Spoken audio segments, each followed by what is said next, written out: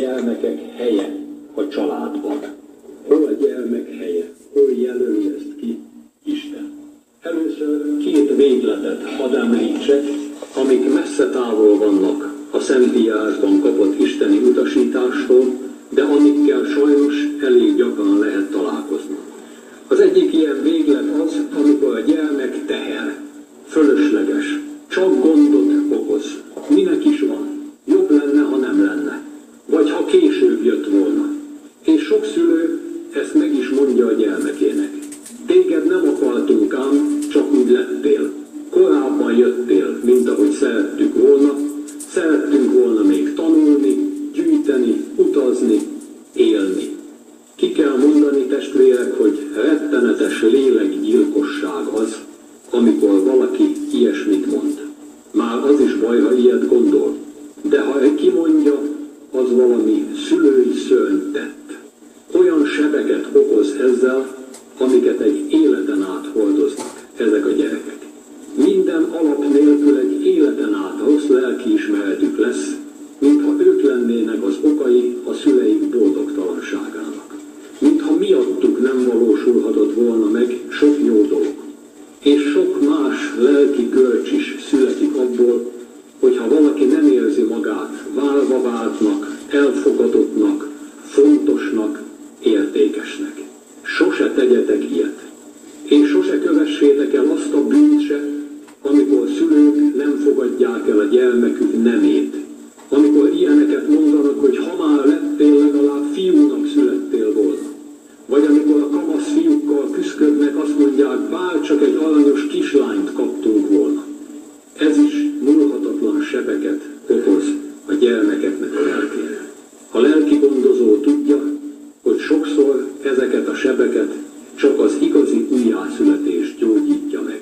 Csak a gyógyító Jézus Krisztus és az újjáteremtő Szentlélek tudja begyógyítani. Mert ezek a gyerekek aztán lelkileg egész gyerekkorukat magányosan töltik el. És van, amikor fizikailag is. Mert ha sose élnek rá a szülők velük játszani, vagy ha csak kötelességből teszik azt néha úgy, hogy játék közben is örökké az órájukat nézik, mert sietnek valahova, ha soha nincs idejük arra, hogy úgy nyugodtan, elengedetten beszélgessenek, valamit együtt dolgozzanak, együtt megfejtsenek, együtt nevetgéljenek, akkor megint csak azt élik át, hogy fölöslegesek. Terhet jelentenek, jobb lenne, ha nem lennének. Vagy keresnek maguknak más társaságot. Aztán foghatja a fejét a szülő később, hogy kik közé keveredtek, és milyen lejtőn indultak el. Annak, hogy utcagyerek, nagyon sokféle változata van. És ez a lelkület és helyzet űzi oda sokszor a gyerekeket. Ez tehát az egyik véglet, hogy a gyerek senki, teher, minek van, menjen innen, hagyjon békén. A másik véglet pedig az, amikor bálványozzák a kicsikét. Többnyire drága játékokból építenek egy emelvényt neki, arra fölhelyezik őt, és Istenként tisztelik. Körülötte forog minden és mindenki.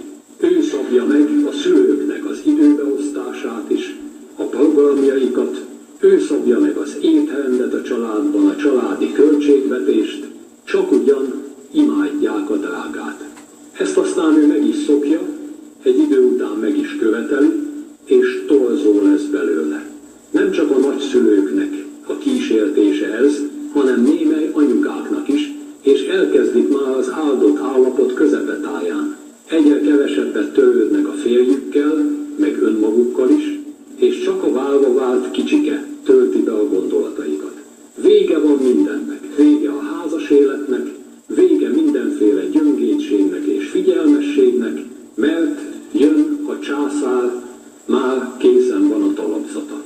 És hogyha ez állandósul, és miután hazajöttek a kórházból, szintén sokadarangúvá válik minden és mindenki, és csak ő a fontos személy, akkor a legbiztosabb úton haladnak a házasságuk, meg a gyermekük tönkretétele felé.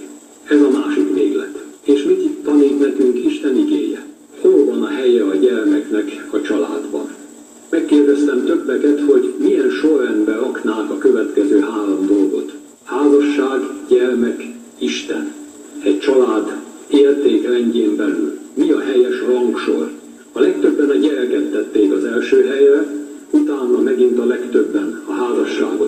harmadikra Isten úgy a sor végére került. A vallásosabbak Istent tették a második helyre, és a házasság került a sor végére. És mit tanít nekünk a Szentírás? Isten igéje nagyon egyértelműen és határozottan azt mondja, hogy ennek a háromnak az Istentől rendelt sorrendje, ami nekünk és a gyermekeinknek is a legjobb, az, hogyha az első helyen Isten van, a másodikon a házasság, és a harmadikon a gyerekek. És az, hogy a harmadik helyre kerülnek ők, nem azt jelenti, hogy ők az utolsók, hanem azt, hogy az a legvédettebb hely. Mert ha egy család fölé oda borul az élő Isten gondviselő szeretete, és ezen belül a szülők mindvégig nagyon szeretik egymást, akkor ebben a kettős burokban van leginkább védve a gyermek, vagy amikor ez így van, ott általában többes számban lehet beszélni, a gyermekek. Ebben a védettségben fejlődnek harmonikus személyiséggé, egészséges jellemmé, ebben a biztonságban válhatnak a szó eredeti bibliai értelmében emberré. És amikor kiszabadulnak majd és önállóak lesznek, akkor ebből a védettségből kikerülve tudnak helyesen élni a szabadságukkal. Mert ez a biztonság felkészítést is jelent az önállósága és a szabadsága. Isten igéje tehát azt mondja, hogy ha jót akarunk a gyerekeinknek, akkor legyen a mi életünkben az abszolút első helyen mindig az élő Isten, akit egy szívvel, egy szájjal tiszteljünk, mint szülők. Utána következzék a házastársunk, akit minden élethelyzetben a legelső sorban szeretünk, és szintén tisztelünk és segítünk. És aztán így fogjuk tudni együtt helyesen szeretni a gyermekeinket. Nem majom szeretettel, hanem azzal a szeretettel, ami azt adja nekik mindig, amire éppen szükségük van. De ha ő áll a talapzaton, és kisistenné tesszük, vagy ha senkinek tekintjük, átnézünk rajta egy tárgy, akkor feltétlenül tönkretesszük. Elkána és Anna életében ez volt a sorrend.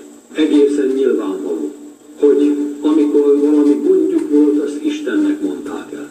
Gyermeket is tőle kértek, amikor megkapták, neki köszönték meg. Amikor már nagyobb bacska volt, neki ajánlották föl, és adták vissza. Isten megbízásából próbáltak a kis Sámuelnek, meg aztán a testvéreinek, született még 5 testvére, jó szülei lenni. De Isten volt az abszolút tekintély. Őrá néztek mind a ketten. Utána egymásra való tekintettel hoztak döntéseket. Ezért mondhatjuk el, hogy de jól járt a kis Sámuel, hogy éppen ilyen családba született. Hogyan működik ez a bibliai családmodell? Hogyha valóban Isten van az első helyen egy családban, aztán a házastár következik, és utána a gyermekek a legnagyobb biztonságban. Hogy működik ez? Most csak a vázlatát lehet elmondani annak, amit erről a Szentírás nekünk tanít, de talán ez is segítség lesz sokunknak. Isten van tehát az első helyen az ilyen istenfélő családokban. És itt nagyon fontos látnunk, hogy ezt nem mi döntöttük el. Nem mi tesszük Istent az első helyre. Ő tőlünk és a mi magas vélekedésünktől teljesen függetlenül az első helyen van. Mert ő az Isten. Akárhogyan vélekedik róla bárki is. A hívő ember csak felismeri és elismeri, hogy ő az Isten, és így viszonyul hozzá. Ezért lesz valóban istenfélő családoknál természetes az, hogy ki az Úr a házban. Az Úr a házban. Az az Úristen, aki előtt tisztelettel borul le apai és anya, és látva tőlük a gyerekeik, ők is jó mintát, jó modellt látnak, és talán majd ők is eljutnak oda, hogy ők is Istenként tisztelik. Ezt a hívő csak fölismeri és elismeri, és akkor kerül a helyére, és teljesedik ki az élete.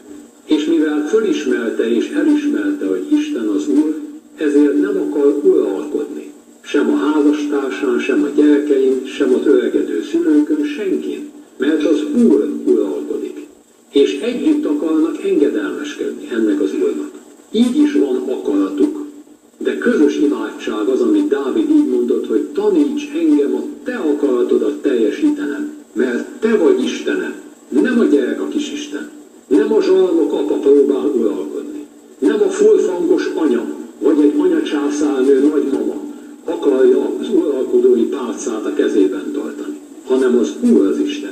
és mindnyájan készek meghajolni előtte. Mennyi fölösleges veszekedésnek elejét veszik így. Nem egymással mérkőznek a hatalomért, hanem komolyan veszik, hogy a tiéd a hatalom. Mi pedig egymást segítve szeretnénk a te akaratodat teljesíteni. Az ilyen családban sokkal könnyebb megbocsátani, hiszen Isten bocsánatából élnek a hívők. Sokkal könnyebb egymásnak és másoknak is segíteni, hiszen Jézus Krisztus nagy segítségét kaphatták, és ez adott nekik új életet. És sokkal könnyebb egymást szeretni, mert az Isten örök szeretete élteti őket is, és az árad át rajtuk keresztül. Az egész családi menetet meghatározza az, hogy ha tudatosan az Úr a házban, őt istenítik, őt imádják, neki akarnak engedelmeskedni. És utána a második helyen a házas társamban. Nem a szüleink többé, ezt láttuk, nem is a gyerekeink, nem ők parancsolnak, az Úr parancsol mindnyájunknak, és ő előtte leborulva mi ketten egymást szeretjük a legjobban.